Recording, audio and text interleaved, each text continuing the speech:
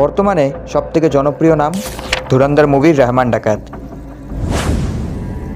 কিন্তু কে এই রহমান, কী বা তার জীবন কাহিনী?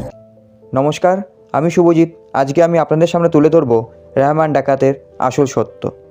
ধুরন্ধর মুভির রহমান অথবা রহমান ডাকাত, যার আসল নাম ছিল আব্দুল রহমান, পাকিস্তানের করাচি শহরের একটি গুরুত্বপূর্ণ এলাকা লিহারি। একসময় এই এলাকা পরিচিত ছিল গ্যাং ওয়ার জোন হিসাবে।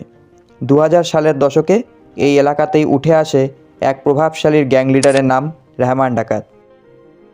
শুরুতে তিনি স্থানীয় পর্যায়ে ছোটোখাটো অপরাধের সাথে যুক্ত থাকলেও ধীরে ধীরে লিহারির অপরাধ চক্রের সাথে তার সংযোগ বাড়তে থাকে।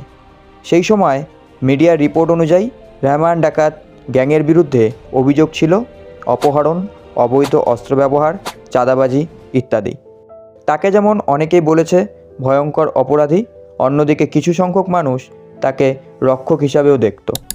নিউজ এবং বিশ্লেষকদের মতে লিহারির গ্যাংগুলো এতটাই রাজনৈতিক প্রভাবের সঙ্গে যুক্ত ছিল যে সেখানে আইনি পদক্ষেপ নেওয়াও খুব জটিল হয়ে উঠেছিল। শেষে 2009 সালে পাকিস্তান পুলিশ এসপি আসলাম চৌধুরীর তত্ত্বাবধানে এক বিশেষ অভিযান চালিয়ে এনকাউন্টারের মাধ্যমে রহমান ডাকাতকে নিহত করা হয়।